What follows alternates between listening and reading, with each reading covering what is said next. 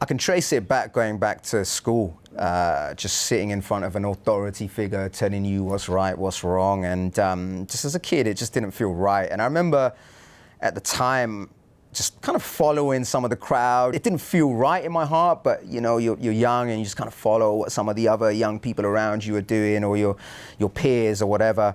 But I just always instinctually felt, man, it's just, you're not meant to be a follower, you know, you're meant to kind of find your own path. But as I started going through the creative industry, working at ITV, being at the Prince's Trust, and I started to discover that, man, like, there's just so much bullshit, so much fakery within people, and a lot of followers and people pandering to stuff that they don't really believe in, and it just didn't feel human to me. As time went on, and the more I started to make my own films, that's when I started to discover that power of being the master of your destiny, you know. So I'm going back to like when I'm 20, 21 or 18, 19, something around then, and making a little short film as you do, and you know, need a location, and you're just knocking on some random person's house that you don't even know, asking, can we film here? And then they suddenly say, yeah, you know, we'll support you and stuff like that. Or you just go to a pub as you need, or a bar as you want to film there, and guys, you know, could we use the bar for a few hours? And you're nervous, and someone says yes, and that starts to give confidence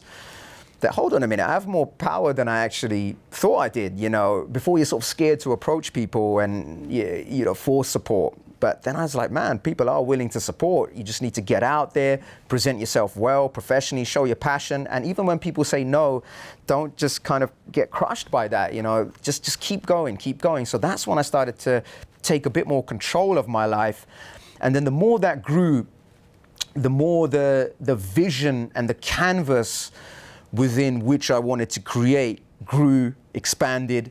And also the voice, particularly about the hierarchical structures, the world we live in, who's behind it, what's really going on, who's pulling the strings, who are we, why are we here? All of those kind of things start to seep more and more into the work that I'm doing, all leading to gods of their own religion.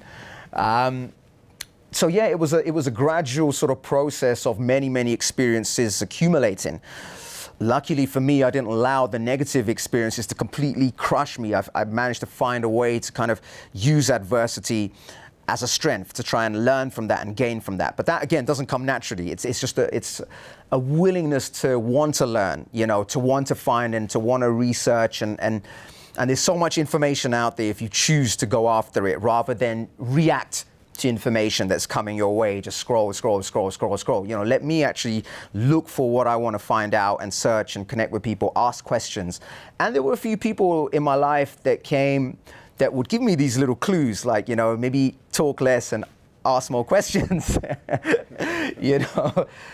And to be interesting, you've got to be interested. You know, I've heard this phrase, and that really encapsulates that sort of desire to want to know and want to learn. And from that, again, a lot more support comes, and you start to grow and you start to evolve.